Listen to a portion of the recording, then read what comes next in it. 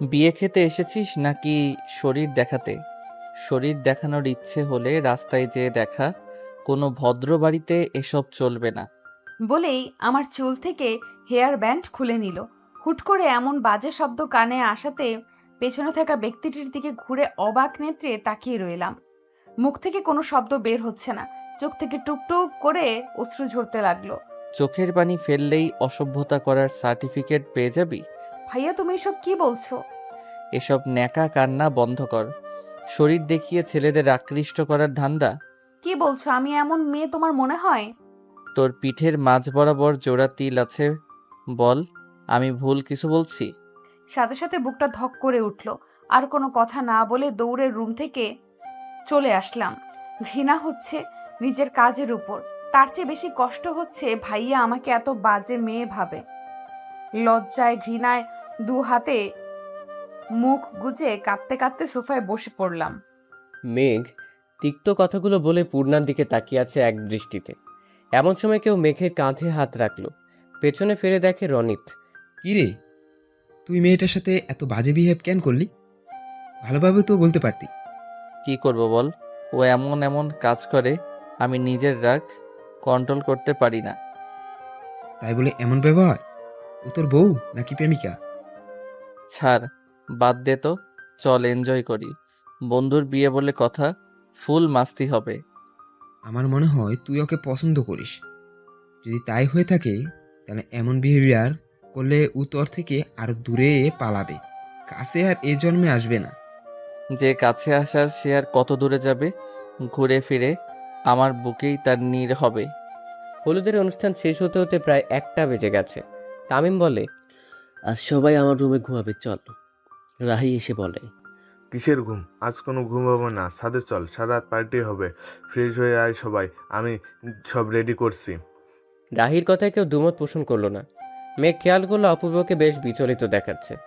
কিরে, বিয়ে তামিমের, কিন্তু 12টা বেজে আছে তোর চেহারায়। স্বাধীনতা হরণ হচ্ছে তামিমের। 12টা 13টা যা বাজার ওর চেহারায় বাজবে, তোর কি হলো? পূর্ণাকে খুঁজছি কিন্তু পাচ্ছি না, জানিস তো। মা ওকে এতটা দূরে আসতে দিতে চাইনি, আমি জোর করে নিয়ে আসলাম। কি বলছিস তুই? হ্যাঁ, ঠিকই বলছি। কল দিচ্ছি, রিং হচ্ছে, অথচ রিসিভ করছে না। বাসায় চলে যাবে, তাও তো একা একা সম্ভব না। চিন্তা করিস না, এদিকেই কোথাও আছে হয়তো। তামিমের বোন রূপসাকে জিজ্ঞেস কর। জিজ্ঞেস করেছি, ওর সাথে নেই। বেশ খানিকক্ষণ আগে থেকেই নাকি ওর নজরে পড়েনি। তাহলে এক কাজ কর, ওদের বাসার সব রুম খুঁজে দেখ। তুই ডান দিকে যা, আমি বাম দিকে যাচ্ছি। খুঁজতে খুঁজতে হঠাৎ একটা রুমে যেয়ে স্বস্তির নিঃশ্বাস নিল মেঘ। সোফায় গুটিসুটি হয়ে শুয়ে আছে পূর্ণা। মোবাইল বের করে অপূর্বকে টেক্সট পাঠালো। ধীর পায়ে পূর্ণার সামনে বসে তার ঘুমন্ত মুখশ্রীর দিকে তাকিয়ে রইল মেঘ। আলতো হাতে পূর্ণার সামনের চুলগুলো কানের পিঠে গুঁজে দিল। মনে মনে বলতে লাগলো, সরি, তোমাকে কষ্ট দিয়ে ফেলেছি। বলে আলতো চুমু খেলো পূর্ণার কপালে। হুট করে কিছু একটা মনে পড়তেই চোখ জোড়া লাল বর্ণ ধারণ করলো।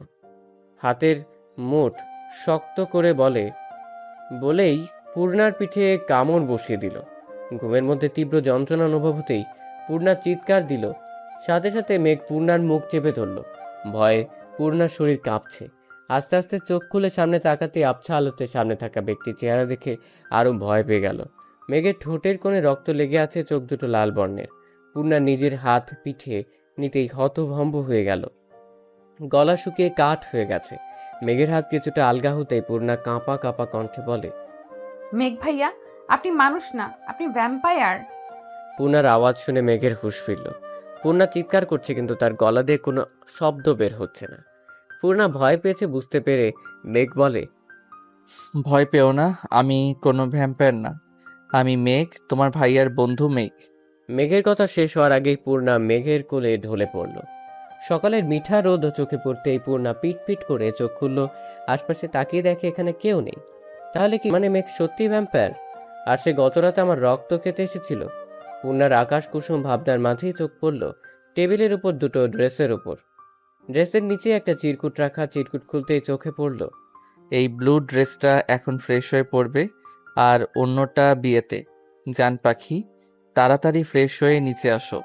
পূর্ণা বুঝতে পারছে না এখানে কিভাবে এই চিরকুট আসলো। মাঝে মাঝে এমন চিরকুট পূর্ণা পায়। এই তো সেদিন কলেজ থেকে ফেরার পথে হঠাৎ একজন বাচ্চা এসে দিল, সেখানে লেখা ছিল, লিটল কুইন, তুমি ছেলেদের থেকে দূরে থাকবে। আমি ছাড়া অন্য কোনো ছেলের সাথে তোমার হেসে হেসে কথা বলা বারণ। নিজের খেয়াল রেখো জান পাখি। পূর্ণার কেন যেন ভালো লাগে এই লুকোচুরি ব্যাপারটা। চট জলদি ফ্রেশ হয়ে নিচে চলে আসলো। মেঘ আর চোখে একবার পূর্ণার দিকে তাকিয়ে মুচকে আসলো, ব্যাপারটা দৃষ্টি এড়ালো না তামিমের। তামিম বলে, লড়কা হাসা তো ফাঁসা। কিসের ফাঁসি? অপূর্বর কথা শুনে তামিম বলে, আরে ওই দেখ, ওর প্লেটে রনিত নাগা মরিচ দিয়ে দিয়েছে, সেটা দেখেও হাসলাম, তাই বললাম আর কি। অপূর্ব নিজের পাশের চেয়ারে বোনকে বসতে বলল, তারপর বলল, তো তোর মাথা ব্যথা আমাকে জানাবি না? আমি তোকে পুরো বাড়ি হন্য হয়ে খুঁজেছি। পূর্ণা অবাক দৃষ্টিতে তার ভাইয়ের দিকে তাকিয়ে যেই কিছু বলতে যাবে, তখন মেঘ বলে, আরে ছাড় তো, তোর বোন তো ঠিক আছে। এবার দ্রুত নাস্তা শেষ কর, বউ আনতে যেতে হবে তো নাকি? নাস্তা শেষ করে সবাই রেডি হচ্ছে। মেয়ের বাড়ি মুন্সিগঞ্জ। নারায়ণ থেকে মুন্সিগঞ্জের দূরত্ব 2 ঘন্টার মতো। পূর্ণা আয়নার সামনে দাঁড়িয়ে নিজেকে খুঁটিয়ে খুঁটিয়ে দেখছে।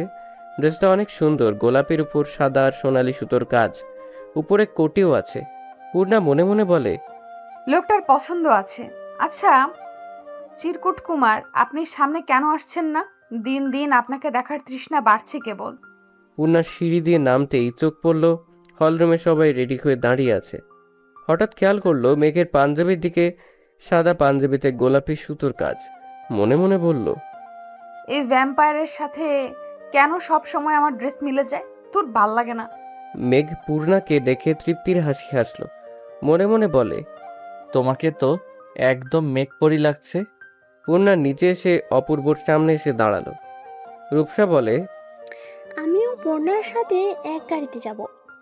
আমরা এক গাড়িতে যাব, মেয়েরা আলাদা গাড়িতে যাবে। আমি আম্মুকে বলে দিচ্ছি পূর্ণার খেয়াল রাখতে।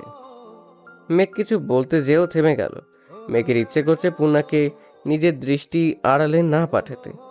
বিয়েবাড়িতে পৌঁছে সবাই আটকে গেল গেইটে। ঝিঙ্গে গাছে চিচিঙ্গা, আম গাছে বেগুন, বে হিসাবে টাকা দিয়ে বউ নিয়ে ভাগুন। ছন্দ শেষ হতেই মেয়ে পক্ষের সবাই বলে উঠল, টাকা দিন, বউ নিন। আম গাছে পেয়ারা, বড়াই গাছে নুন, নিজের বউ নিজে নিব, টাকার কি গুণ। অনেকক্ষণ বাক বিতণ্ডার পর গেট ছাড়লো 50,000 টাকার বিনিময়। এতক্ষণ ধরে সবাই সবার মতো ব্যস্ত। মেঘ ব্যস্ত পূর্ণার উপর নজরদারি করতে। ভেতরে ঢুকেই সবাই নিজেদের মতো ব্যস্ত হয়ে পড়ল। রূপসা আর পূর্ণা সেলফি নিতে ব্যস্ত। হঠাৎ রূপসা বলে, কাহিনী কি পূর্ণা, তোদের মধ্যে কি চলছে? কাহিনী মানে? আর কার সাথে কি চলবে? কি যে বলো না আপু। আমি কিন্তু সবই বুঝি। তোমার আর মেঘের মধ্যে প্রেম চলছে, তা কতদিন হলো? কি? আর কাউকে পেলে না শেষ পর্যন্ত ভ্যাম্পায়ারের প্রেমে পড়বো আমি? তা ম্যাচিং ম্যাচিং কি এমনিতে পড়েছো? কাকতালীয় ভাবে। সত্যি কিছু চলছে না তো? না মানে ভাবির বোন তুলি কিন্তু মেঘ ভাইকে পছন্দ করে। করুক, আমি করি না। ছাড়ো তো এইসব কথা। তোমার খবর কি সেটা বলো। আমার আর কি খবর? তোমার ভাই কবল বললেই তার গলায় ঝুলে পড়বো। এটা কবে হলো? এখনো হয়নি। তোমার ভাইয়ের তো নজর নেই আমার দিকে। ওদের কথার মাঝেই একজন 2 গ্লাস জুস বাড়িয়ে দিয়ে বলে, আসসালামু আলাইকুম বিএন সাহাব, কেমন আছেন বিএন সাহাব, বুকে বড় জ্বালা। তা বিআই সাহেব, ফাল্টোর বাজির ক্রশ করেছেন বুঝি? চোখের সামনে এমন পরীর মতো বিয়ান দেখলে ভিতর থেকে ফ্ল্যাট বেরিয়ে আসে। ফাল্টোর বাজি বন্ধ করেন। আমি আপনার 1 ইয়ার সিনিয়র। আপনাকে তো চিনি, কিন্তু পাশের পরীটাকে? পাশে পড়িনি, পূর্ণিমার চাঁদ বসে আছে। আর চাঁদটা হলো আমার ভবিষ্যতের নন্দিনী আর তামিম ভাইয়ের বন্ধুর বোন। পূর্ণিমার চাঁদ কিন্তু দারুণ চলছে, একদম চোখ ফেরানো দেয়। তা তুমি কি কথা জানো না চাঁদ? রূপসার কল আসায় রূপসা উঠে সাইডে গেল। শুভ দুম করে পূর্ণার পাশে বসে পড়ল। পূর্ণার সরে বসলো খানিকটা। শুভ বলল, নাম কি তোমার? পূর্ণিমা। তুমি কি অপূর্ব ভাইয়ের বোন? জি ভাইয়া। ইস, দিলে তো দিলটা জ্বালিয়ে। কোনো হ্যান্ডসাম সুদর্শন ছেলেকে এভাবে ভাইয়া বলবে না। যদি তোমার ভাইয়া ডাক শুনে হার্ট অ্যাটাকে তার মৃত্যু হয়, দায়ভার কে নেবে? উঠে গেলে কেন? আমি কি বাঘ নাকি ভাল্লুক? খেয়ে ফেলবো না তো। জাস্ট নাম্বারটা দিয়ে যাও চাঁদ। রূপসা ততক্ষণে ফিরে এসেছে। পেছন থেকে বলে, শুভ, আপনি অন্য রাস্তায় ধরুন, এ রাস্তায় কাঁটা বেছানো। কাটা তো ভালোবাসা দিয়ে সরিয়ে নিব। এবার কিন্তু বেশি হয়ে যাচ্ছে। রাগ করবে না বিয়ান সাহেবা, জাস্ট কিডিং। খেতে আসুন, এতক্ষণে বিয়ে পড়ানো শেষ। দূর থেকে দাঁড়িয়ে এসব দেখছে একজন। শার্টের দুটো বাটন খুলে দিয়ে নিজের হাত মুষ্টিবদ্ধ করে রাগ নিয়ন্ত্রণ করার চেষ্টা করলো। পূর্ণা রূপসা সামনের দিকে হাঁটছে। হঠাৎ মেঘ এসে বলে, পূর্ণা, একটু এদিকে আসো তো, তোমাকে অপূর্ব ডাকছে। পূর্ণা মেঘের পিছু পিছু আস্তে আস্তে বেশ খানিকটা দূরে চলে আসলো। হঠাৎ কি মনে করে পূর্ণা থেমে গেল। চারপাশে তাকিয়ে দেখে কোনো মানুষ নেই। এক সারিতে কতগুলো গাড়ি রাখা। পূর্ণা ভীত কণ্ঠে বলে, ভাইয়া কোথায়? মেঘ পূর্ণার হাত টেনে গাড়ির সাথে চেপে ধরে। ভয়ে পূর্ণা চোখ বন্ধ করে নেয়। কাঁদো কাঁদো কণ্ঠে বলে, প্লিজ আমাকে মারবেন না। আমার গায়ে আর কতটুকুই রক্ত আছে বলুন? আমি আপনাকে মোটা তাজা মানুষের সন্ধান দেব ভ্যাম্পায়ার ভাইয়া। জাস্ট শ্যাট আপ, ননসেন্স, কথা বলা বন্ধ করো। আমি মেঘ, ইমতিয়াজ। তোর সাহস কি করে হলো ছেলেদের সাথে হেসে হেসে কথা বলার? আর বলবো না ভাইয়া, এখন এটা বললে তো হবে না, শাস্তি পেতে হবে এটার জন্য। প্লিজ ভাইয়া, আর কখনো এরকম করব না। মেঘ পূর্ণার একদম কাছে চলে আসলো। মেঘের নিঃশ্বাস পূর্ণার মুখে পড়ছে। মেঘকে যেন পূর্ণার কম্পিত ঠোঁট দ্রুত টানছে। পূর্ণা চিৎকার করার আগেই মেঘ পূর্ণাকে ছেড়ে দিয়ে বলে, এরপর থেকে এরকম হলে কিন্তু কোনো রেহাই নেই। পূর্ণা কিছু না বলে ছাড়া পেয়ে দ্রুত সরে আসলো। টিস্যু দিয়ে চোখ মুখ মুছে নিজেকে কিছুটা স্বাভাবিক করলো। এমন সময় মোবাইল মেসেজের নোটিফিকেশন আসলো। মোবাইল বের করে দেখে আননোন নাম্বার থেকে একটা টেক্সট। কিছু মানুষ দূরে থেকেও হৃদয়ের একদম কাছের, আর কিছু মানুষ কাছে থেকেও হৃদয় থেকে অনেক দূরে। আমার হৃদয়ের মানুষ তোমার মলিন মুখ দেখলে মনে হয় চাঁদে গ্রহণ লেগেছে। সবসময় হাসবে, তোমার হাসি পূর্ণিমার আলোর মতোই আলোকিত। মেসেজ পড়ে বেশ অবাক হলো। মোবাইল রেখে দিবে পার্সে, ঠিক তখন আর একটা টেক্সট আসলো। একটু হাসো, হাসলে তোমাকে দারুণ লাগে মায়াবতী।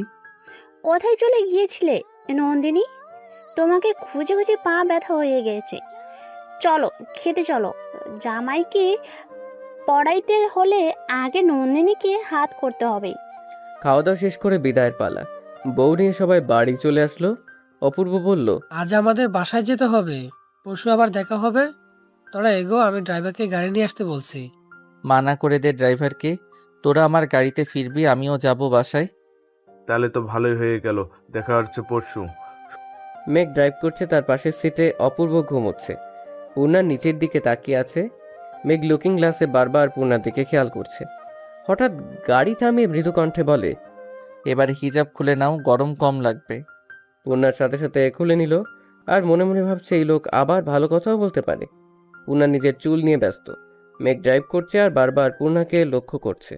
মনে মনে বলে, ইস, আমার ভাগ্য কত ভালো, এমন একটা কিউট বউ পাবো। রূপসার ভীষণ মন খারাপ, তাই সে আনমনা হয়ে বাইরে তাকিয়ে আছে। রাহি বলে, শোন, মন খারাপ না করে কাজের কাজ কর, যাতে অপূর্ব নিজেই তোকে প্রপোজ করে। না, ও কখনো আমাকে প্রপোজ করবে না। জানিস, আমার মনে হয় ওর সাথে তুলির কিছু একটা আছে। ভালোবাসা তো জোর করে হয় না, বল? শুন, মাঝে মাঝে আমরা কাছের জিনিসের মূল্য বুঝি না, তার কারণ হলো সেটা আমাদের জন্য অ্যাভেলেবেল, কিন্তু হুট করে সেই জিনিসটা দূরে সরে গেলে আমরা শূন্যতাটা বুঝতে পারি সহজে। দাঁত থাকতে দাঁতের মর্ম কেই বা বোঝে বল? আমার এখন কি করা উচিত? তুই অপূর্বকে পাত্তা দিবি না, টোটালি ইগনোর করবি। এতে যদি বিপরীত হয় তো? ও যদি তোর হয়, এই ইগনোর ও নিতেই পারবে না। আর যদি তোর না হয়, তুই ওর হয়ে আসবি। একতরফা ভালোবাসা যায়, কিন্তু জোর করে হাসিল তো করা যায় না, বল? কি ঢুকাচ্ছিস তুই ওর মাথায়? অপূর্ব রূপসাকে রেখে কাকে বিয়ে করবে? দেখে ছাড়বো তো। আমরা কিসের জন্য আছি? ও বিয়ে করবে নয়তো ওর দাদা করবে। সবাই হেসে উঠল। মেঘ কিছু দূর আসতেই হঠাৎ সামনে থেকে একটা ট্রাক দ্রুত গতিতে তেড়ে আসছে। মেঘের কপালে ঘাম জমে গেছে, ভয়ে হাত। কুলসুম বেগম, নিয়াজ আহমেদ দুজনেই চুপচাপ বসে আছে হসপিটালের বেঞ্চে। পরিস্থিতি এখনো বোঝা যাচ্ছে না। এর মধ্যেই একজন ডক্টর বাইরে আসলেন। নিয়াজ আহমেদ উঠে দাঁড়িয়ে বলেন, স্যার, আমার ছেলে মেয়ের কি অবস্থা? একজন পেশেন্ট ক্রিটিক্যাল, বাকি দুজন সামান্য আঘাত পেয়েছে। আশা করা যায় প্রাথমিক চিকিৎসা নিলেই সুস্থ হয়ে যাবে। কোন পেশেন্ট ক্রিটিক্যাল? আপনারা রিসেপশনে যোগাযোগ করুন, আমি সঠিক বলতে পারবো না। নিয়াজ আহমেদ দ্রুত রিসেপশনের দিকে গেলেন। এর মধ্যে নাদিয়া বেগম এসে তামিমকে বলে, আমার ছেলের কি হয়েছে? ঠিক আছে তো আমার ছেলে? ওর কিছু হয়নি তো? আন্টি নিজেকে শান্ত করুন, আমাদের মেঘের কিচ্ছু হবে না, সব ঠিক হয়ে যাবে। তোমরা সবাই ঠিক আছো? তাহলে আমার ছেলেটার এই অবস্থা কি করে হলো? শুধু আপনার মেঘ না, অপূর্ব আর পূর্ণিমারও। আপনাদের মধ্যে কারো ব্লাড গ্রুপ এ নেগেটিভ? আমার আমার সাথে আসুন। রাহি নার্সের সাথে চলে যাওয়ার পর রনিত বলে, তামিম, তুই চলে আয় বাসায়, ভাবি তোর জন্য অপেক্ষায় আছে। আমার বন্ধুদেরই অবস্থায় রেখে আমি যাব ফুলসজ্জার ঘরে? আমিও এতটাও স্বার্থপর না, ওরা ঠিক হবে তারপর। কিন্তু ভাবি কি ভাববে? এটা লাভ ম্যারেজ না, অ্যারেঞ্জ ম্যারেজ। বিয়েটা তো সারা জীবনের সন্ধি, সে যদি পূর্ণরূপে আমার জীবনসঙ্গী হয়ে থাকে তাহলে আমার অবস্থা বুঝবে। রনিত আর কিছু বলল না, জানে এখন কোনো কথায় কাজ হবে না। তবে রনিত আর তামিমের কথা শুনে বেশ অবাক হলেন নাদিয়া বেগম। মনে মনে ভাবলেন, বন্ধু বুঝি পরিবারের অংশ, অথবা রক্তের সম্পর্ক না থাকার পরেও খুব কাছের কেউ? প্রায় 4 ঘন্টা পর জানা গেল অপূর্ব আর পূর্ণা তেমন কোনো বড় ধরনের আঘাত পায়নি। তবে মেঘের অবস্থা ক্রিটিক্যাল। মাথায় আঘাত লেগে রক্ত জমাট বেঁধে আছে মস্তিষ্কে। এই মুহূর্তে সেটার অপারেশন চলছে। একই বেঞ্চের দুই প্রান্তে বসে আছে কুলসুম বেগম আর নাদিয়া বেগম। কাছাকাছি, তবুও তাদের দূরত্ব 1000 কোটি মাইলে। নাদিয়া বেগমের চোখ থেকে অনবরত অশ্রু ঝরছে। কুলসুম বেগমের মন যদিও চাইছে তাকে সান্ত্বনা দিতে, কিন্তু তার স্বামীর রাগ সম্পর্কে সে অবগত। আপাতত চাইছে না কোনো রকম অশান্তি হোক। অপূর্ব আর পূর্ণা মোটামুটি সুস্থ। আমি গাড়ি বের করতে বলছি ড্রাইভারকে, আমরা এক্ষুনি বাসায় ফিরবো। তোমরা পূর্ণাকে নিয়ে যাও, আমি মেঘ সুস্থ না হওয়া পর্যন্ত নড়ছি না এখান থেকে। একদম এসব আমি সহ্য করবো না। এক্ষুনি এই মুহূর্তে আমার সাথে বাড়ি ফিরবে, এটাই ফাইনাল। আপনাদের পারিবারিক কি সমস্যা সেটা আমি জানি না, আর জানতেও চাই না। আপনাদের সেই সম্পর্কের কথা জানার আগেই মেঘ আমার বন্ধু, আর আমি ওকে এই অবস্থায় ফেলে রেখে আমার জীবন থাকতে যাব না। তাতে যদি কোনোদিন আপনার বাড়িতে জায়গা না হয় তাহলে রাস্তায় থাকবো, তবুও এই অবস্থায় মেঘকে রেখে যাব না। পূর্ণা গাড়িতে বসতেই তার কানে শুধু ভাসছে মেঘের বলা একটা কথাই, আমি তোকে ভালোবাসি পূর্ণা, আমি তোকে ভালোবাসি। যতক্ষণ মেঘের জ্ঞান ছিল ততক্ষণ মেঘ এই একটা কথাই আওড়াচ্ছিল। বাসায় এসে নিয়াজ আহমেদ একটা নাম্বার বের করে কল করলেন। রিং হতে হতে কেটে গেল, কেউ রিসিভ করছে না। পূর্ণা নিজের রুমে এসে শুয়ে রইল। চোখ বন্ধ করতেই চোখের সামনে ভেসে উঠল বিভৎস মুহূর্ত। হঠাৎ গাড়ির নিয়ন্ত্রণ হারিয়ে বৈদ্যুতিক খুঁটির সাথে ধাক্কা খায়। সাথে সাথে মেঘ ছিটকে বাহিরে পড়ে যায়। পূর্ণা এপাশ থেকে ওপাশে পড়ে মাথায় হাতে আঘাত পায়। অপূর্ব দরজা খুলে লাফ দিলে একটা দেয়ালের সাথে বাড়ি খেয়ে সেন্সলেস হয়ে যায়। শুধু পূর্ণার জ্ঞান ছিল, তবে এত রক্ত দেখে সহ্য করতে না পেরে সেও জ্ঞান হারায়। পূর্ণা চোখ বন্ধ করে বলে, আমি যে আপনাকে ভালোবাসি না মেঘ ভাইয়া, আমার ভালোবাসার অনুভূতি শুধুমাত্র চিরকুট কুমারের জন্য। আচ্ছা, আপনি কি জানেন না আমি অসুস্থ? আপনার এই চিরকুটের তৃষ্ণা হচ্ছে বেশ। নিয়াজ আহমেদ সোফায় বসে আছে, মাথায় হাত দিয়ে নিচের দিকে তাকিয়ে আছে। কুলসুম বেগম বলেন, অনেক তো হলো, এবার অন্তত পুরানো কথা ভুলে যাও। নিয়াজ আহমেদ উঠেই টেবিল থেকে ফুলদানি নিয়ে ছুঁড়ে ফেলে বলে, আমি নিজের সম্মানের কথা ভুলে যাব? আমি ভুলে যাব মাহমুদের জন্য আমার পরিবার কতটা অপমানিত হয়েছে? আমি কখনো ভুলবো না। কেউ না, না দিয়ে আমার কেউ না, ওর সাথে আমার কোনো সম্পর্ক নেই। প্রায় 8 ঘন্টা পর জ্ঞান ফিরল মেঘের। মেঘ দেখতে পেল নাদিয়া বেগম তার বেডের সামনে দাঁড়িয়ে আছে।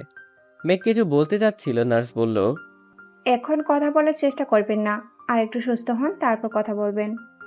নাদিয়া বেগমের চোখ থেকে অনবরত অশ্রু ঝরছে। এর মধ্যেই বাহিরে চেঁচামেচির শব্দ শোনা গেল। নাদিয়া বেগম দ্রুত পায়ে বাহিরে আসলো। বাইরে এসে মাহমুদ সাহেবকে দেখে ভয় পেয়ে গেল। তুমি কি ভেবেছো তোমার ভাই আমার ছেলেকে হত্যা করার চেষ্টা করবে আর আমি বসে বসে আঙ্গুল চুষবো? শান্ত হও। আমার ভাই আর যাই হোক এমন জঘন্য কাজ কখনো করতে পারে না। এখনো ভাইয়ের গুণগান গাইছো? যদি প্রমাণ করে দিতে পারি তোমার ভাই এ কাজ করেছে, তাহলে কি তোমার ভাইয়ের বিপক্ষে সাক্ষী দিবে? ওই গাড়িতে তার নিজের 2 সন্তান ছিল, তাই আমার ছেলের জন্য না হোক নিজের ছেলে মেয়ের জন্য হলেও এমন কাজ কখনো করবে না।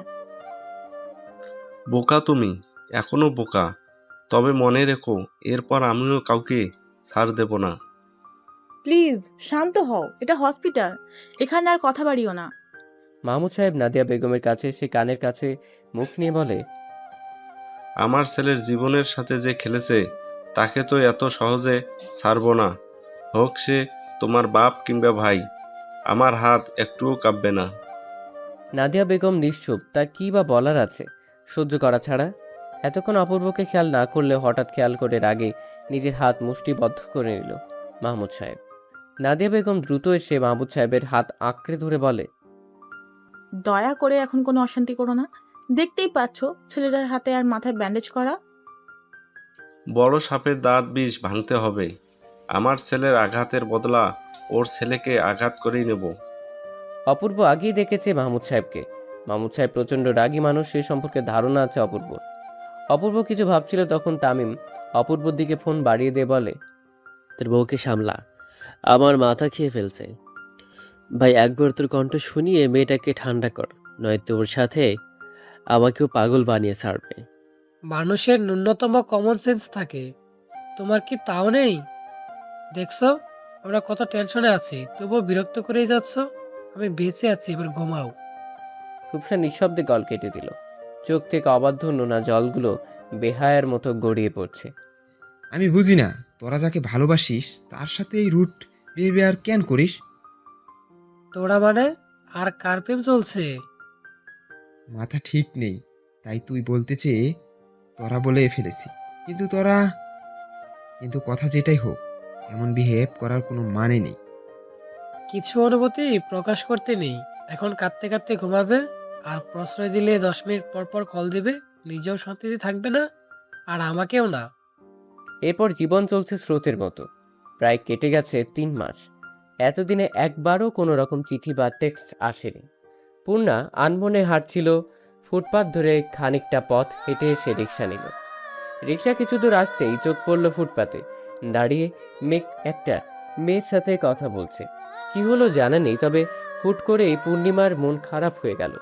মনে মনে বলছে, ছেলে মানুষ কি এমনই? এই মাসখানেক আগে আমাকে প্রপোজ করলো, আমি রাজি হইনি, আর সাথে সাথে আরেক মেয়ে ঠিক করে নিল।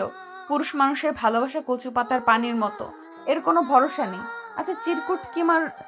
চিরকুট কুমারও কি এইভাবেই বদলে গেল? সে তো কাছে না এসেই হৃদয় নিয়ে পালালো। সে কি জানে এই কিশোরী তাহার জন্য আঁচলে বাঁধিয়াছে জ্যোৎস্নার আলো? সেই আলোর ছোঁয়া কি তার পেতে ইচ্ছে করে না? পূর্ণা বাসায় ফিরে দেখে বাসায় খুব তোড়জোড় চলছে। বেশ অবাক হয়ে পূর্ণা বলে, আম্মা, আজ কি ভাইয়ার বিয়ে? কিন্তু আমরা তো এখনো মেয়ে দেখতেই গেলাম না। তোকে বিদায় না করে দিয়ে বিয়ে করবো নাকি? তোকে দেখতে আসছে। হ্যাঁ, আমাকে দেখতে আসছে মানে? আমি কি হাটের গরু নাকি চাইলে দেখা যাবে? তুই গরু না গাবি। এবার ফ্রেশ হয়ে কিছু খেয়ে রেডি হ, ওনারা চলে আসবে কিছুক্ষণের মধ্যে। ভাইয়া, আম্মু, এসব বিয়ে টিয়ে আমি করব না। সামনে আমার পরীক্ষা, কই পড়ার জন্য প্যারা দিবা তা না, উল্টো বিয়ের জন্য প্যারা দিচ্ছ। আমি এত তাড়াতাড়ি বিয়ে টিয়ে করবো না, বলে দিলাম। অপূর্ব যা বলেছে তাই করো। ছেলে ভালো, ছেলের পরিবার ভালো, তাই আমরা দ্বিমত করিনি। আর দেখতে আসলেই বিয়ে হয়ে যাবে না, এটা প্রাথমিক দেখা। তারপর আমরা আরও খোঁজ খবর নেব। সব ঠিক থাকলে তবেই বিয়ে। নাদিয়া বেগম রান্না করছিলেন। এমন সময় মাহমুদ সাহেব এসে বললেন, তোমার ছেলের ভিসা প্রসেসিং শেষ, এবার তাকে বুঝাও আমি যা বলেছি সেটাই শেষ কথা। আমি কাউকে কিচ্ছু বোঝাতে পারবো না। তোমার আর তোমার ছেলের যা খুশি করো। আমি আর অন্তরা বরং তোমাদের ছেড়ে চলে যাই। রোজ রোজ এই অশান্তি আমার ভালো লাগে না। ভাইকে দেখে মুখে বুলি ফুটেছে, এত কথা আমি বুঝি না। তোমার ছেলেকে কিভাবে বোঝাবে সেটা তোমার ব্যাপার। ছেলের বাপ তো আর এক বেড়া, ছেলে আমার একার না। আর তোমার যেমন তেজ, ছেলের কি কম হবে? ছেলের আরো কয়েক কাঠি বেশি। আমিও দেখব ওই নিয়াজ আহমেদের মেয়ে আমার ঘরের বউ হয়ে কিভাবে আসে। তুমি কি অতীত ভুলে গেছো? আমি যেভাবে তোমার ঘরে এসেছি সেভাবে আসবে। কিছুতেই আমি ওই মেয়েকে এ বাড়িতে আসতে দেবো না। দরকার পড়লে খুন করব, তবু আসতে দেবো না। মানুষ বয়স হলে একটু নরম হয়, কিন্তু তুমি এখন সেই যৌবনকালের মতো তেজ আর জেদ দেখাচ্ছ। আমি কাউকে কিছু বলবো না, তোমাদের যার যেটা খুশি করো। অন্তর আবার এত কাছে, এরপরও হোস্টেলে থাকবে মানে? মানে খুব সোজা। রোজ রোজ তোমার ঝগড়া দেখতে দেখতে বিরক্ত। তুমি বলতে পারবে শেষ কবে মায়ের সাথে ঠান্ডা মাথায় কথা বলছো? শেষ কবে তোমরা দুজন আনন্দে ছিলে? সব মানুষ একটু শান্তি চায়। সারাদিন ইউনিভার্সিটি কোচিং সব শেষ করে বাসায় এসে তোমাদের অশান্তি দেখতে হয়। এইসব আর ভালো লাগছে না। এই যে হোস্টেলে থাকবো সেটাই ভালো। তুই রুমে যা মা, আমি তোর জন্য ঠান্ডা ঠান্ডা শরবত করে নিয়ে আসি। মা কতদিন এসব সহ্য করবে? এইসব সহ্য করার জন্য নিজের পরিবার ছেড়ে এসেছিলে? মারে, নিজের সংসার যেদিন হবে সেদিন বুঝবি কেন সহ্য করি। মা এসব আমার আর ভালো লাগে না। সবার কি সুন্দর হ্যাপি ফ্যামিলি, আর আমার পরিবারে সবসময় অশান্তি। ওসবে নজর দিস না, তুই তোর মতো হ্যাপি থাক। আম্মু আজ তোমাকে নিয়ে বিকেলে বের হব, রেডি থেকো। কই যাবি? ঘুরবো, খাবো, আনন্দ করব। আচ্ছা তাই হবে, এবার যা ফ্রেশ হ, আমি জুস নিয়ে আসছি। নাদিয়া বেগম অন্তরাকে জুস দিয়ে নিজের রুমে গেলেন। মাহমুদ সাহেব নাদিয়া বেগমকে দেখেই বলে, তুমি তো এটাই চেয়েছিলে। কিসের কথা বলছো? ছেলে মেয়েকে আমার থেকে দূরে সরিয়ে দিয়েছো, ওরা নিজের বাবাকে ঘৃণা করে, অপছন্দ করে। এসব তুমি কি বলছো? তোমার জন্য আমি নিজের সব ছাড়লাম, আর তোমাকে আমি তোমার সন্তানদের থেকে দূরে সরিয়ে দিব? ওরা তোমার নিজের সন্তান, কিন্তু তোমার কিছু ভুলে এই দূরত্ব তৈরি হয়েছে। কতবার বলেছি ছেলে মেয়ের সামনে কোনো রকম তর্ক করবে না। ওরা বড় হয়েছে, এখন সবটা বুঝতে শিখেছে, এখন আর ছোট নেই, তাই আমাদের এখন বুঝতে হবে ওদের। মেঘ একটার পর একটা সিগারেট শেষ করছে। অর্পা এসে মেঘের হাত থেকে সিগারেট নিয়ে ফেলে দিয়ে বলে, তোর কি দেবদাস হওয়ার শখ জেগেছে? তাহলে এখানে বসে না থেকে কোনো বারে যা। অর্পা, তুই তোর কাজে যা, আমাকে ডিস্টার্ব করিস না। করব, 100 বার করব। তুই কি দেখতে খারাপ নাকি? তোর কোন দিক দিয়ে কমতি আছে? তাহলে কেন একটা মেয়ের জন্য নারায়ণগঞ্জের দেবদাস হচ্ছিস? মেঘের কমতি নেই, তবে যাকে ভালোবাসি তার কমতি আছে। আমি নিজের ভালোবাসার মানুষকে অন্যের হতে কিভাবে দেখব? ইয়ার বাদ দে না। একটা যাবে আরেকটা আসবে, আবার কারো প্রতি ভালোবাসা জন্মাবেই। ভালোবাসা এত সহজ না। প্রেমে পড়া সহজ, প্রেম বারবার আসে, কিন্তু ভালোবাসা একবার আসে আর নিঃস্ব করে দিয়ে যায়। তোর যা ইচ্ছে কর, কিন্তু কোনো রকম নেশা করা চলবে না। এক কাজ কর, তোদের সব ফ্রেন্ডদের নিয়ে ট্যুরে যা। তুই শ্বশুরবাড়ি কবে যাচ্ছিস? তোদের বাসায় যাইনি, খবর পেয়ে তোকে দেখতে আসলাম। আমি শ্বশুর বাড়িতেই ভালো আছি। দেখলি, তুইও ওই বাসায় যেতে চাইছিস না, অথচ মেয়েরা বিয়ের পর বাবার বাড়িতে যাওয়ার জন্য পাগল থাকে। ভাই তুই ওঠ আর বাসায় যা, নয়তো তামিম, রাহি, রনিত কারো বাসায় যা। বাসায় যেতে পারি এক শর্তে। কিসের সত্য? তুই আমার কলিজার টুকরো আয়রাকে নিয়ে বাসায় আসলে তবেই যাব। তাহলে আমার সাথেই চল, আয়রা গাড়িতেই আছে। চল তাহলে, আর দেরি কিসের? জানিস, আমার মন টানে না তা কিন্তু নয়, আমারও ইচ্ছে করে বাসায় আসতে, কিন্তু বাসায় এত ঝগড়া দেখতে ইচ্ছে করে না। এত সুন্দর সুখী ফ্যামিলি, তবুও রোজ রোজ অশান্তি। আর তুই ভালোবাসার আর মানুষ খুঁজে পেলি না। এই সম্পর্ক কখনো পূর্ণতা পাবে না। ওর বাবা আর আমার বাবা সাপ আর বেচি। আমার কি দোষ বল? আমি কি জানতাম নাকি বাবার জাতশত্রুর মেয়েকে মন দিয়েছি? একটা কথা বল, এখানে মামার রাগ দেখানো মানা চাই। তাদের এত অসম্মান হয়েছে, কিন্তু বাবার রাগটা বেমানান। নাকও কাটালো, আবার রাগও দেখায়। তার কি উচিত ছিল না মামা আর নানা ভাইয়ের কাছে ক্ষমা চাওয়া? অথচ এখনও কত ইগো ধরে বসে আছে, আর আম্মুর সাথে রোজ রোজ সেটা নিয়েই ঝগড়া। আর ছোটবেলায় কি বলেছে, আম্মু নাকি অনাথ। মাঝখান থেকে আমারও নানা বাড়ির আদর থেকে বঞ্চিত হলাম। জানি না কি হবে ভবিষ্যতে, তবে পূর্ণাকে না পেলে আমি দেবদাস হব। পূর্ণা মন খারাপ করে বসে আছে। কি হচ্ছে তার বোধগম্য হচ্ছে না। কথা নেই বার্তা নেই, হুট করে দেখতে চলে আসছে অপূর্ব পূর্ণার রুমের দরজা নক করে বলে, কিরে আসবো? পূর্ণা কোনো উত্তর দিল না। আচ্ছা চলে যাচ্ছি। আসো। মন খারাপ কেন করেছিস? তোর কি কোনো পছন্দ আছে? থাকলে আমাকে বল, আমি খোঁজ নিয়ে দেখি ছেলে কেমন। পূর্ণা মনে মনে বলে, যাকে মন দিয়েছি তাকে তো নিজেই চিনি না। সে কেন আমার সাথে এমন ছল করলো? আমার শূন্য হৃদয়ে ভালোবাসার বীজ বপন করে কেন সে আড়ালে হারালো? কোন রকম সংকোচ ছাড়া বলে ফেল। আমাদের কাছে সবার আগে তোর খুশিটা ম্যাটার করে। নেই, আমার কোনো পছন্দ নেই। তবে আমি বিয়ে করতে চাইছি না এত তাড়াতাড়ি। এতটুকুই কারণ? সত্যি কোনো পছন্দের মানুষ নেই তো? হ্যাঁ আছে। কে সে? নাম কি? কিরে, কোথায় থাকে? একসাথে এত প্রশ্ন জিজ্ঞেস করলে কিভাবে বলবো? আচ্ছা, ধীরে ধীরে বল। আমার না রণবীর কাপুরকে পছন্দ। তুমি আলিয়ার থেকে কেড়ে আমাকে এনে দাও, নয়তো পাকিস্তানের বিলালকে এনে দাও। একটা হলেই চলবে। তবে রে, পাদর কোথাকার। ভাইয়া, আমি এত তাড়াতাড়ি বিয়ে করতে চাইছি না। যদি বিয়েই দিবে তাহলে সায়েন্স নিয়ে কেন পড়ছি? আমি কিছু করতে চাই, ওই সুযোগটুকু দাও আমাকে। আতিফ ভালো ছেলে, আর তাছাড়া আঙ্কেলের সাথে বাবার সম্পর্ক ভালো তো, তাই মানা করতে পারিনি। তবে তুই না চাইলে বিয়ে বাতিল। তার আসছে আসুক, কিন্তু বিয়েটি হচ্ছে না। সত্যি সত্যি তুই আমাদের প্রিন্সেস, তাই তোর খুশি সবার আগে। অপূর্ব চলে যেতেই পূর্ণা বলে, আপনাকে খোঁজার জন্য চেষ্টা করব চিরকুট কুমার।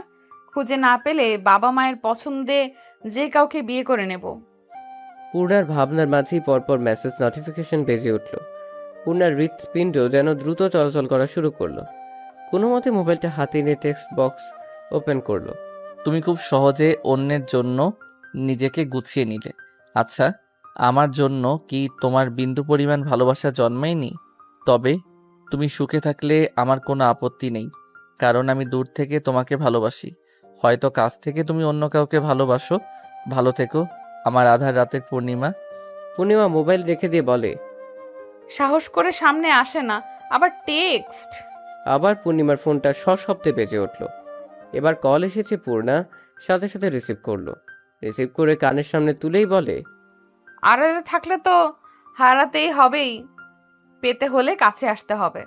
ওপাশ থেকে কেউ কর্কশ কণ্ঠে বলল, তোর সাহস কি করে হয় অন্য ছেলের জন্য সাজার? তুই আমার মানে শুধুই আমার। পাখা গজিয়েছে তোর? কিভাবে পাখা ছেটে দিতে হয় তা মেঘের জানা আছে। মেঘ ভাইয়া তুমি? কেন, তোর কি আর কোনো আশিক আছে? তুই কি তাকে ভেবেছিলি?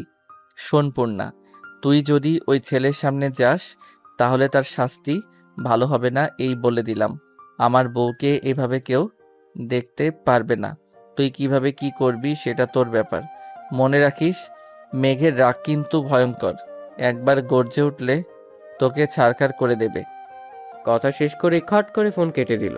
পূর্ণা আয়নার সামনে দাঁড়িয়ে বলে, কি করবি তুই আমাকে? ভ্যাম্পায়ার তোকে আমি ভয় পাই নাকি? এবার কিছু করতে আসিস, একদম সানডে মানডে ক্লোজ করে দেব। আমার নাম পূর্ণিমা, আমি কাউকে ভয় পাই না। কিন্তু সত্যি সত্যি যদি কামড় দেয় তখন, বা আমার ঘাড় মোটকে নেয় তো? এখন আমি কি করব? থুর, এখন আর আমাকে কোথায় পাবে? বেহুদাই আকাশ কুসুম ভাবছি। আতিফ সোফায় বসে আছে। পাশে তার বাবা মা বোন। নিয়াজ সাহেব বললেন, আমার মেয়ে কিন্তু বাচ্চা, ওকে বউ করে নিলে আপনারও খেয়াল রাখতে হবে। কিচেনের কোনো কাজ পারে না। সমস্যা নেই, আমাদের বাসার কাজের মানুষ আছে, আমি আছি, ওর কিচ্ছু করতে হবে না। আর মেয়ে মানুষ বিয়ের পর সংসারই শিখে যায়। সবাই তো আর সব শিখে শ্বশুর বাড়িতে আসে না। তা পূর্ণিমা কোথায়? ওকে দেখছি না তো, ডাকুন। এটা তুই কি ড্রেস পরেছিস? বাচ্চা দেখা যাচ্ছে। শাড়ি পর। শাড়ি কি মুড়ির মোয়া? ধর, খা, আর খাওয়া হয়ে গেল। শাড়ি পরতে বহুত টাইম লাগে। আর শোনো, এটা হলো গাউন, এটাতে বাচ্চা লাগবে কেন? বিউটি কুইন লাগছে। উফ, আমি এত সুন্দর কেন? ওই পেতনি, তাড়াতাড়ি চল, মাথায় কাপড় দে। শোনো ছেলে, আমার পছন্দ না হোক, শুনেছি তাদের একটা মেয়ে আছে, তাকে তুমি পছন্দ করে নিও। একটা না হলে আরেকটা। শোন, একদম কথা বলবি না, নিচের দিকে তাকিয়ে থাকবি। তোর কথা বলার দরকার নেই, যা বলার আমরা বলবো। সত্যি কোনো কথা বলবে না? না, বলবি না। তোর যে টেপ রেকর্ডার একবার চালু হলে আর বন্ধ হবে না, তাই চুপ থাকাই ভালো তোর জন্য। পূর্ণা সে সিঙ্গেল সোফায় বসলো। চেহারা অর্ধেক ওড়না দিয়ে ঢাকা। নাম কি তোমার? পূর্ণা কোনো উত্তর দিল না। যা জিজ্ঞেস করছে পূর্ণা চুপ করেই রইল। ইয়াসমিন বেগম কাল বিলম্ব না করে দ্রুত বের হয়ে চলে গেলেন। ওনারা বাবা, আমি পূর্ণাকে বলেছিলাম চুপ থাকতে। ও তো একটু বেশি বকবক করে এর জন্য, কিন্তু ও যে কথাই বলবে না সেটা বুঝতে পারিনি। বাহ, তোমাদের যার যা ইচ্ছে করো। আমি কে? আমি তো খারাপ একটা লোক। মেয়েকে জোর করে বিয়ে দিতে চাচ্ছি, ছেলেকে শত্রুর ছেলের সাথে বন্ধুত্ব করতে মানা করছি। আমি না হতে পারলাম ভালো ছেলে, আর না ভালো হাজবেন্ড, আর না পারলাম আদর্শ পিতা হতে। খুব অসাধারণ ব্যর্থ একজন মানুষ আমি। তোমরা সেটা পদে পদে মনে করিয়ে দাও। তোমরা সবাই কি চাও আমাকে বলো। আমি তোমাদের নামে সব সম্পত্তি লিখে দিয়ে তোমাদেরকে মুক্তি দিয়ে চলে যাব, যেদিকে দুচোখ যায়। কথা শেষ করে নিয়াজ সাহেব বাসা থেকে বের হয়ে গেলেন। কুলসুম বেগম অপূর্বকে বললেন, পূর্ণা না হয় অবুঝ, তুই তো অবুঝ না অপূর্ব। তুই কি করে এটা করতে পারলি? বিয়ে কি হয়ে যাচ্ছিল? জাস্ট দেখতে আসছে। তোর বাবার মাথা ঠান্ডা হলে বুঝিয়ে বললে সে নিজেই মানা করে দিত। তার ভেতরে কি চলছে আমি জানি। সে ভয় পাচ্ছে পূর্ণাকে না আবার মেঘ বিয়ে করে নেয়। সে আজ পর্যন্ত আমাদের সাথে কখনো বাজে বিহেভিয়ার করেনি, কখনো একটা ধমক পর্যন্ত দেয়নি। তোদেরই পৃথিবীর সব সুখ দেওয়ার চেষ্টা করেছে। কোন দিক থেকে কম করেছে? ওই মানুষটা তোর বাবা, যার হাত ধরে চলতে শিখেছিস। ওই মানুষটা আছে বলেই সমাজে মাথা উঁচু করে বেঁচে আছিস। তোদের যা যা খুশি কর, আমাদের কথা তোদের ভাবতে হবে না। এখন বড় হয়ে গেছিস, নিজের ভালো নিজেরা বুঝতে শিখেছিস। ভাইয়া, এটা একটু বেশি হয়ে গেল না? মাঝে মাঝে লিমিট ক্রস করতে হয়। আর কি একটা ক্যাচাল মেঘকে নিয়ে। মেঘের মতন ছেলের জন্য মেয়ের অভাব পড়েছে। একজন সুদর্শন সদ্য আইপিএস অফিসার পদে জয়েন করা একটা ছেলের পিছনে কত মেয়ে লাইন দিয়ে বসে আছে। ছাড়ো তো তোমার বন্ধুর গুণগান। যাও, বাবাকে নিয়ে আসো। আমি বাবার পছন্দের খাবার রান্না করছি। সবার আগে বাবার রাগ ভাঙাতে হবে। আচ্ছা, বাবা কেন বলল আমি রান্না করতে পারি না? আমার তো রান্না করা পছন্দের কাজ। ইনফ্যাক্ট রান্নাটা দারুণ করি। এসব বুঝলে তুই তো আর মাথা মোটা হতি না। সর, যা, সব রেডি কর, আমি বাবাকে নিয়ে আসছি। অর্পাকে দেখে নাদিয়া বেগমের চোখে অশ্রু চলে আসলো। ছোট আয়রা ছুটে নাদিয়া বেগমের কাছে এসে বলে, অনানুমনি, দেখো আমি চলে আসছি। নাদিয়া বেগম আয়রাকে কোলে তুলে চুমু খেলেন। আয়রা বলে, তুমি খুশি হওনি নানুমনি? হ্যাঁ, ভীষণ খুশি হয়েছি। এত খুশি হয়েছি যা ভাষায় প্রকাশ করা যাবে না। কেমন আছো মা? তোরা যেমন রেখেছিস। মা, সব দোষ কি আমার ছিল? বাবা যদি রানিককে মেনে নিত তাহলে কি আমাকে এই পদক্ষেপ নিতে হতো?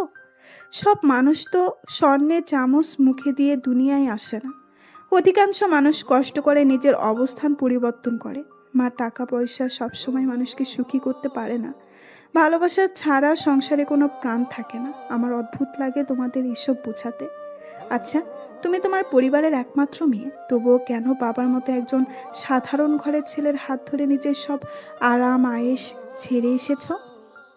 দেখো, সব বাবা নিজের সন্তানের ভালোটাই চায়, কিন্তু ছেলে মেয়ে বড় হয়ে গেলে তারা নিজেরাই নিজেদের ভালোটা বুঝে নেয়। তখন বাবা মায়ের কথার কোনো মূল্য থাকে না। মা, আমি ভুল করিনি। তোমাদেরকে বারবার বলেছিলাম একবার রানিকের সাথে দেখা করে কথা বলো, কিন্তু তোমরা আমার কথা কর্ণপাত করনি। কারণ প্রথমবার রানিককে দেখে তুমি বলেছিলে তোমার পছন্দ হয়নি, তারপর বললে বাড়ি আছে কিনা নিজেদের। মা, বাংলাদেশের সব মানুষেরই তো ঢাকাতে নিজের বাড়ি থাকে না। কিন্তু দেখো, আমার বিয়ের মাত্র 4 বছরেই আমাদের নিজেদের একটা ফ্ল্যাট আছে, সুখে থাকার মতো সব আছে। কিন্তু যেটুকু কষ্ট ততটুকু তোমরা। বাবা দিনের পর দিন ওর সাথে টক্কর দেয়। মা, ওর বয়স কতটুকুই বা জ্ঞান, তবু আমার নিজের বাবা ওর প্রতিদ্বন্দ্বী। তারপরেও তোমাদের বাসায় কি করে আসি বলো? অন্তরা রুমে থেকে বের হয়ে আয়রাকে দেখে দ্রুত কোলে নিয়ে বলে, আমি কেমন আছো? চলো তো তোমার রুমে চকলেট খাবো। চলো আমি। অন্তরা আর আয়রা রুমে চলে গেল।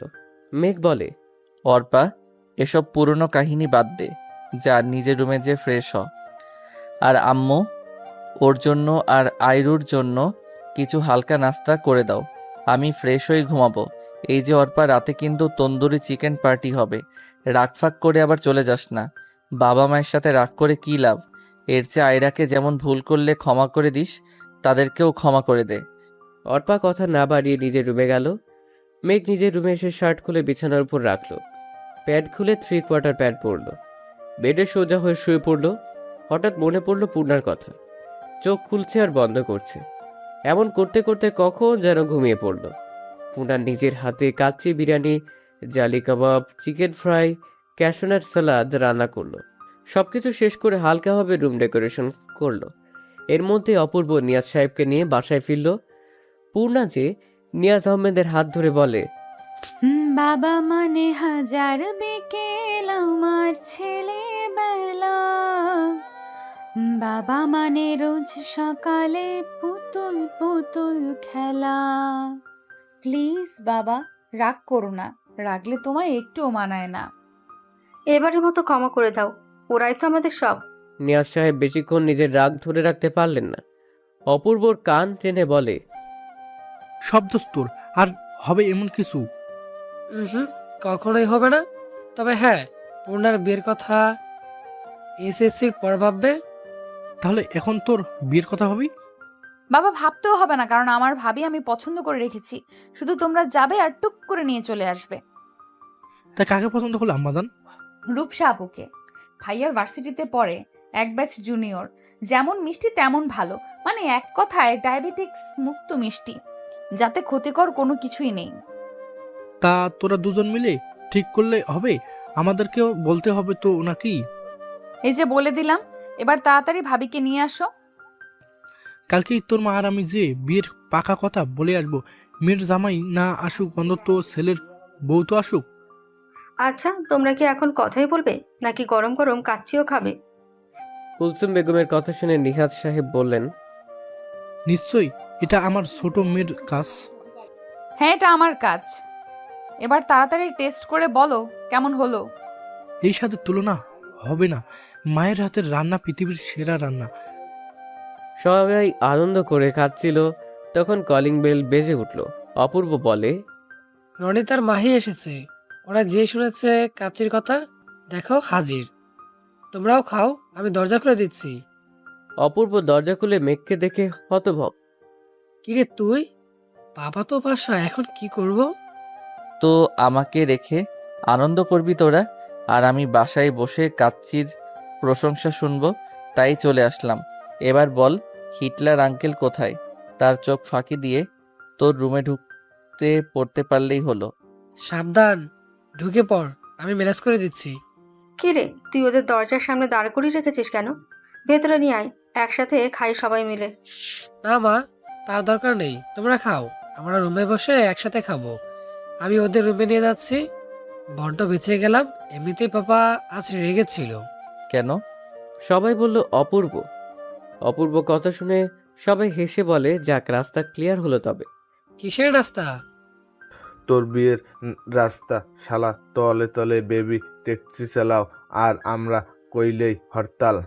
কতবার জিজ্ঞেস করেছি, কিরে তোর সাথে কি রূপসার কিছু চলছে? কি সুন্দর করে বলে, আরে এসব প্রেমের ড্রাইভারি করার সময় নেই।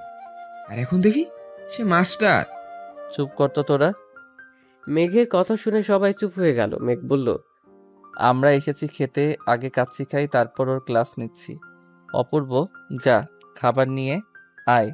আমি পূর্ণাকে বলে রেখেছি, ওর খাওয়া শেষ হলেই নিয়ে আসবে। চল কাচ্চি, আস্তে আস্তে এক গ্রান লুডো খেলা হয়ে যাক।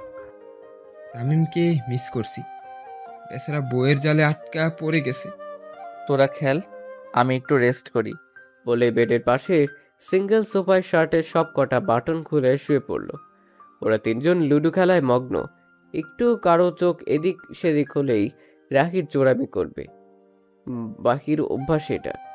তাই অপূর্ব তার রনির পুরো মনোযোগ দিয়ে খেলছে। হঠাৎ করে খাবারের ট্রে নিয়ে পূর্ণার রুমে ঢুকে।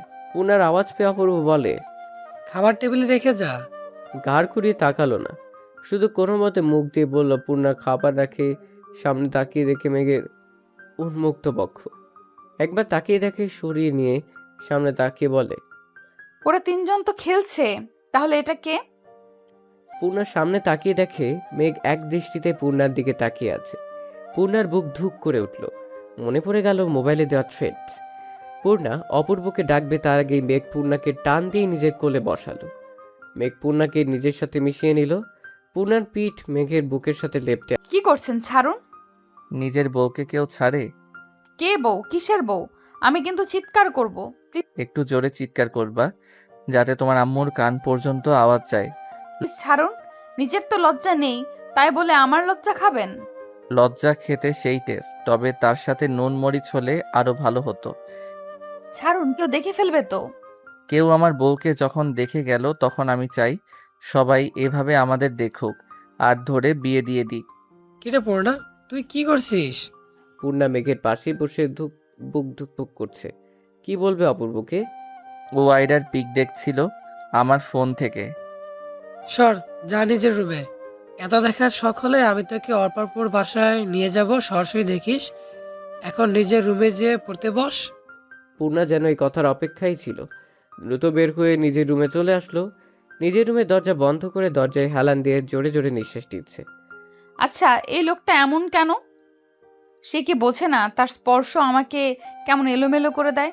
পূর্ণা, তুই কি দুই নৌকার মাঝি? তোর চিরকুট কুমারকেও চাই, আবার মেঘকেও ভালো লাগে।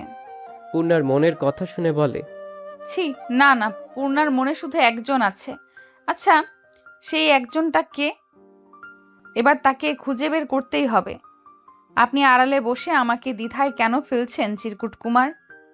আমার এই হৃদয় যে বারবার অগোছালো হচ্ছে, আমি স্থির করতে পারছি না তাকে। মেঘ সোফায় হেলান দিয়ে বসে মিটমিট করে হাসছে। আচ্ছা, পূর্ণা কি কখনো বুঝবে দুটো মানুষ একই সত্তা? বুঝলে কি ও নিজে থেকে আমাকে ভালোবাসবে, নাকি ভুল বুঝে সরে যাবে? সরে আর কই যাবে? ভালো যখন বেসেছি, তুলে নিয়ে বিয়ে করব। পূর্ণা শুয়ে আছে, মনের মধ্যে কেমন একটা অস্থিরতা। হঠাৎ মেসেজ টোন বেজে উঠল। মোবাইল হাতে নিয়ে মেসেজ ওপেন করে দেখে, তুমি আমার সদ্য ফোটা বেলি, যার শুভ্রতা আর মাতাল করা ঘ্রাণে রোজ মরি আমি। পরপর আরও 3টে টেক্সট আসলো। পূর্ণা রিপ্লাই করলো, আড়ালে স্বপ্নের জাল বুনলে সে স্বপ্নও পূর্ণতা পায় না। ভালোবাসলে দূর থেকে নয়, কাছে এসে বলতে হয় ভালোবাসি প্রিয়। আপনার প্রতি অনুভূতিকে আমি ভালোবাসা বলবো নাকি ভালো লাগা জানা নেই, তবে কালের বিবর্তনে আপনিও হবেন কোনো অতীত। এই প্রথমবার পূর্ণার রিপ্লাই। মেঘ বেশ খানিকটা সময় মেসেজের দিকে তাকিয়ে থেকে বলে, তুমি তো সদ্য ফোটা বেলি নও, তুমি হলে পূর্ণাঙ্গ পূর্ণিমা। তা ভাই, তুই কবে থেকে একা একা কথা বলতে শিখেছিস? আরে ও মামা, বুঝিস না, প্রেমে পড়লে মানুষ কত কি করে। থাম তোরা, দেখ তো ওর মাথায় কোনো গন্ডগোল আছে নাকি? পাবনায় সিট বুকিং দিতে হবে নাকি? এসব কিছুই করতে হবে না, বিয়ে করতে হবে, বুঝলি? এই, কবে বিয়ে করেছিস? কাকে বিয়ে করেছিস? আমাদের প্ল্যান অনুযায়ী তুই বিয়ে করবি রাজশাহীতে। মামা, তুই নিজে বিয়ে করছিস ঘরের চিপায়, আর মেঘকে বলছি রাজশাহী। আমাদের প্ল্যান ছিল তো এক একজন এক এক জেলায় বিয়ে করব। রাখ তোদের বিয়ে, সামনে কাচ্ছি নিয়ে আর কথা শুনে পেট ভরবে না। এখন কাচ্ছি খেতে হবে। কি ঘ্রাণ বের হচ্ছে! তোরা তো বিয়ে সব মুখে মুখে করবি, বিয়েও করবি না, আর পেট পুড়ে খাওয়াও বিয়ে। তোরা তো বিয়ে সব মুখে মুখে করবি, বিয়েও করবি না, আর পেট পুড়ে খাওয়াও হবে না। এর চেয়ে সামনে কাচ্ছি আছে, খেয়ে নিই, তারপর তোদের আষাঢ়ে গল্প শুনবো। হাত ধুয়ে বড় ডিশে একসাথে খাওয়া শুরু করলো 3জনে। অপূর্ব বলল, কাল রূপসাকে দেখতে যাবে বাবা মা? দেখতে মানে কালকেই পাকা কথা বলে আসবে। আরে তাহলে তো ভালোই, বন্ধুর বোনকে বিয়ে করার রেওয়াজ চালু হয়ে গেল। এরপর মেঘের পালা। মেঘের পালা মানে? মেঘ তার বোনকে বিয়ে করবে, কিন্তু ধর্ম তো ভিন্ন। রনিতের করা ঝাড় ও কি বলতে কি বলে ফেলে। ফাইনালি তোর আর রূপসার বিয়েটা হচ্ছে। এরপর রূপসা আর তোর কি ক্লাসটা নেবে সেটা ভাবছি। এতদিন তুই ওকে ঘুরিয়েছিস, এবার ও তোকে উঠতে না বসতে নাকে দড়ি দিয়ে ঘুরাবে।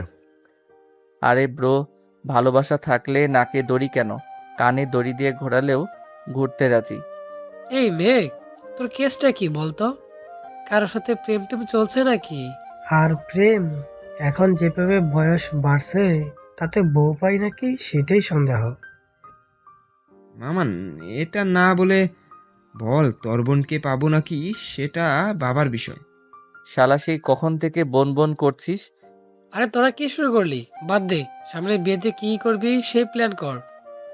মা, বাবা এখনো ফিরছে না কেন? অর্পার কথা শুনে মলিন কণ্ঠে নাদিয়া বেগম বললেন, রাগ করে সে সকালে বেরিয়েছে, এখনো ফেরার নাম নেই। রাগ করে কেন? আর কি নিয়ে রাগ? নাদিয়া বেগম সবটা বলার পর অর্পা বলে, বাবার উচিত এবার অন্তত মামার কাছে ক্ষমা চাওয়া। ভুলটা তো তোমরাই করেছো, তাহলে নিশ্চয় তো তোমাদেরই হওয়া উচিত। তোমাদের ইগোর জন্য কেন মেঘের খুশি কুরবান করবে? মা, সময় বদলায়, মানুষ বদলায়, পরিস্থিতি বদলায়। সে সময় তোমরা যেটা করেছো সেটা কি অন্যায় না? আমি কি বলবো বল? আমার কথা তো শুনে না। কতবার বলেছি ভাইয়ের কাছে চলো। আমি তো সবচেয়ে বড় হতভাগা, নিজের বাবার লাশটাও চোখের দেখা দেখতে পারিনি। জীবনে এই কষ্টের কাছে সব কষ্ট ফিকে মনে হয়। তোর বাবার পায়ে ধরেছিলাম সেদিন, কিন্তু মানুষ তার মন গলেনি। এরপর আমি বুঝেছি আমি ভুল সিদ্ধান্ত নিয়েছি, সব ছেড়ে তাকে বেছে নিয়ে। এরপর থেকে আমার নিজের সব চাওয়া বিসর্জন দিয়েছি। মুখ ফুটে কখনো মানুষটার কাছে নিজের দুঃখের কথা বলিনি। যার সাথে এক বিছানায় 30 বছর কাটালাম, সে আমার পাশে থেকেও সেই হৃদয় ভাঙা আর্তনাদ শুনতে পায়নি। এখন আমার একটাই চাওয়া, তোদের সুখ দেখা। তোদের সুখ দেখে মরেও শান্তি। কিন্তু মা, তুমি একটা ভুল করেছো, কখনো বাবার অন্যায়ের প্রতিবাদ না করে। সে যখন যা ইচ্ছে বলেছে, তুমি রিমোট কন্ট্রোল পুতুলের মতো তাই করেছো। এর জন্য বাবা নিজের ভুল কখনো বুঝতে পারেনি। এবার নিজের ছেলের জন্য একটু প্রতিবাদী হও। কি করব বল? আমি কখনো কারো মুখের উপর কথা বলতে পারি না। এবার এক কাজ করো, বাবার নাম্বার ব্লক করে দাও। এরপর যখন বাসায় আসবে, রিনাকে দিয়ে বাবার খাবার দিবে। তুমি বাবার সাথে কথা বলবে না। তারপর বাবা যখন তোমাকে কিছু জিজ্ঞেস করবে, তখন তুমি মেঘকে ডেকে আনবে। তারপর আমি যা যা শিখিয়ে দিচ্ছি সেরকমভাবে কথা বলবে। জানি এত সহজ না কাজটা, তবুও চেষ্টা তো করতে হবে। তোমরা একা একা প্ল্যান করছো, আমিও আছি তোমাদের সাথে। এবার বাবাকে বাগে আনবই। বলে তিনজনে হাত মেলালো। নাদিয়া বেগম সোফায় বসে আছে, মাহমুদ সাহেব বেডে। কি শুরু করলে তুমি? এসব তোমাকে মানাই? কি যে কাজটা আরো আগে করা দরকার ছিল সেই কাজটাই করেছি। আপনার জন্য নিজের বাবার সম্মান ধুলোয় মিশিয়ে দিয়ে চলে এসেছিলাম, অথচ যে মানুষটা 17 বছর আদর, স্নেহ, যত্ন, ভালোবাসা দিয়ে বড় করলো, এক মুহূর্তে তার সব কিছু ছেড়ে আপনাকে ভালোবেসে আপনার কাছে চলে এসেছিলাম। কিন্তু আপনি কি করেছেন আমার জন্য? করিনি? তোমাকে সুন্দর একটা জীবন দিয়েছি, টাকা পয়সা, বাড়ি গাড়ি সব দিয়েছি, কোনো কিছুর কমতি রাখিনি। কমতি রাখেননি? না, কোনো কিছুর কমতি রাখিনি। যেই ভালোবাসার টানে সব ছেড়ে চলে এসেছিলাম, আপনি আমাকে সেই ভালোবাসা দিয়েছিলেন। প্রেম করার সময় সারা রাত জেগে কথা বলতাম আমরা, তখন আপনার ঘুমে ডিস্টার্ব হতো না। অথচ একদিন বলেছিলাম চলো আজ সারা রাত চন্দ্রবিলাস করব, আপনি বলেছিলেন আপনার কাছে বেহুদা সময় নেই। আচ্ছা এটা বলেন, শেষ কবে আমাকে বলেছেন তোমাকে এই ড্রেসে মানিয়েছে খুব? দেখো, বিয়ের বছর ঘুরতে না ঘুরতেই ওর পাশার সুখবর আসলো। তারপর আমি শুধু কিভাবে টাকা আর্ন করা যায় সেটা ভেবেছি। টাকা টাকা, এই টাকার নেশা আপনাকে নিজের পরিবার থেকে দূর করে দিয়েছে। তোমার বাবা শুধুমাত্র এই টাকার জন্য তোমার বিয়ে অন্য কোথাও দিয়ে দিয়েছিল। সেদিন যদি আমার টাকা থাকতো তাহলে তারা আমাকে রিজেক্ট করতো না। তোমার সাথে আমাকে মানাবে না, কি সুন্দর কথা মুখের উপর বলে দিল। তোমার ভাই বলেছিল আমার বোন মাসে যত টাকা কসমেটিক্স ব্যবহার করে আমাদের পুরো পরিবারের তা দিয়ে মাস চলে যায়।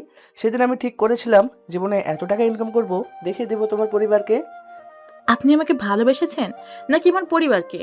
আমি কি কখনো আপনার টাকা দেখেছি? দেখেছিলাম আমার প্রতি আপনার ভালোবাসা, অথচ বিয়ের পর সেটাই হারিয়ে ফেলেছি। দেখো, এত ঝামেলা আমার ভালো লাগে না। থাকতে হলে থাকো, না হলে তোমার যেটা ইচ্ছা করো। আমি গেস্ট রুমে যাচ্ছি, সারাদিন কাজ করেছি, আমি টায়ার্ড। মাহমুদ সাহেব চলে যেতেই অর্পা রুমে প্রবেশ করলো। নিজের মায়ের পাশে বসে বলে, কি বলবো, তোমাকে জানা নেই। যতটুকু বুঝলাম, বাবা নিজের ভুলটা কখনোই বুঝবে না।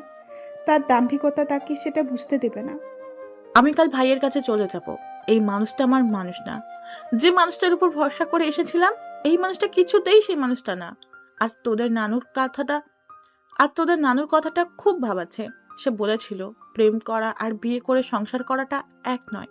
প্রেমিক আর স্বামীর মধ্যে আসমান জমিন তফাৎ। আম্মু, এত বছর যেখানে যাওনি, না নানুর মৃত্যুর সময়ও যাওনি, সেখানে যাবে? হ্যাঁ যাব। ভাইয়ের পা ধরে ক্ষমা চাইবো। একটা মেয়ে নিজের বিয়ের আসরে তার বয়ফ্রেন্ডের সাথে পালিয়ে গেলে সেই পরিবারকে কি কি সহ্য করতে হয় সেটা এখন বুঝি। তাই আমি চলে যাব। যদি তোর বাবা নিজের ভুল বুঝে আমাকে ফিরিয়ে আনে তবেই ফিরে আসবো। ছাদে বসে ওরা সবাই আড্ডা দিচ্ছে। এর মধ্যে মেঘ বলল, আমি পানি খেয়ে আসি। সাবধানে বাবা, যাতে তোকে দেখে না ফেলে। দেখলে বলবো মামা আমি শত হোক আপনার ভাগ্নে। সারা জীবন শুনেছি মামা ভাগ্নে যেখানে আপদ নাই সেখানে। শালা নিজে তো মরবি সাথে অপূর্বকে নিয়ে। মেঘ নিচে এসে আস্তে করে পূর্ণার রুমে ঢুকে পড়ল। রাত তখন প্রায় 2টা ছুঁয়েছে। পূর্ণা তখনও পড়ায় ব্যস্ত। হঠাৎ করে মেঘকে দেখে বলে, আপনি পূর্ণার কথা হয়তো মেঘ শুনতে পায়। পড়াতে আপনি বললেই আমি বিশ্বাস করব? ভালোই ভালোই বের হন, নয়তো আমি চিৎকার করব। আমি জানি তুমি চিৎকার করবে না, যত হোক তোমার জামাইকে কেস খাওয়াবে না শ্বশুরের কাছে। আপনি যাবেন নাকি? কি পড়ছিলে দেখি? ফিজিক্স? এটা কোনো সাবজেক্ট হলো? তোমরা সুন্দরী মেয়েরা পড়বে কেমিস্ট্রি, রসায়ন। দেখুন, আপনি প্লিজ চলে যান। কেউ দেখে ফেললে আমার কিছু না হলেও আপনার চরিত্রে দাগ লাগবে। কবি বলেছেন সুন্দর মেয়েরা ফিজিক্স পড়বে না। ভালোবাসি সুইট বউ। উঠে দাঁড়িয়ে হুট করে পূর্ণাকে জড়িয়ে ধরে বলে, যেদিন তুমি বুঝবে সেদিন শুধু আমাকেই খুঁজবে। তারপর কানের কাছে মুখ এনে বলে, বুঝবে যেদিন, খুঁজবে সেদিন, জানি খুঁজবে সেদিন, পাবে না খুঁজে আমাকে। বলেই চলে গেল। পূর্ণার সাথে সাথে দরজা লক করে দিল। পূর্ণা নিজের বুকের ধুকপুক শব্দ শুনতে পাচ্ছে। আচ্ছা, এই মানুষটার স্পর্শ আমাকে এইভাবে এলোমেলো কেন করে দেয়? জগ থেকে এক গ্লাস পানি খেলো। জোরে জোরে শ্বাস নিয়ে নিজেকে শান্ত করার চেষ্টা করছে। কিছুক্ষণ পর আবার টেবিলে বসলো। মেঘ সিঁড়িতে আসতেই হুট করে তার কিছু একটা মনে পড়লো। তারপর মনে মনে বলে, মেঘ এত বড় ভুল কিভাবে করলি? পূর্ণা এক দৃষ্টিতে তাকিয়ে আছে খাতার দিকে। এই হ্যান্ডরাইটিং পূর্ণার খুব পরিচিত। পূর্ণা দ্রুত উঠে তার চিরকুটগুলো বের করলো। Same to same. পূর্ণার চোখ অশ্রু ঝরছে। সুখের অশ্রু নাকি কষ্টে সেটা বোঝা যায়। দ্রুত উঠে নিজের রুমের দরজা খুললো। আশপাশে তাকালো। না, মানুষটা আশপাশে নেই। দরজার পাশে দেয়ালে হেলান দিয়ে দাঁড়িয়ে চোখ বন্ধ করে আছে। ইচ্ছে করছে এখনই ছুটে যেয়ে মানুষটাকে জড়িয়ে ধরতে, একদম লুকিয়ে ফেলতে বুকের বাঁ পাশে। উফ, কি সুখ সুখ একটা অনুভূতি। পূর্ণার চোখে সবকিছু কেমন ভেসে উঠছে। মেঘের সব অসহ্য কাজগুলো ভেবেও কেমন চোখ মুখ লাল হয়ে উঠছে। কবি হয়তো ঠিক বলেছেন, প্রেমে পড়ার মতো সুন্দর আর স্নিগ্ধ অনুভূতি দ্বিতীয়টি নেই। কি অদ্ভুত সুখকর অনুভূতি।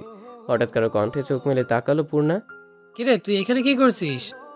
অপূর্বর কথা শুনে খানিকটা ঘাবড়ে গেল, তবুও নিজেকে সামলে বলে, ভাইয়া পানি আনবো টেবিল থেকে, কিন্তু একটু আগে ডাইনিং রুমে যেন কার ছায়া দেখতে পেলাম, তাই ভয় করছে। আরে বোকা, ওটা তো মেঘ ছিল। আর তুই আমার সাথে আয়, এত ভীতু হলে চলে? মেঘ ভাইয়া এখন কোথায়? কোথায় আবার ছাদে? তুই কেন জিজ্ঞেস করছিস?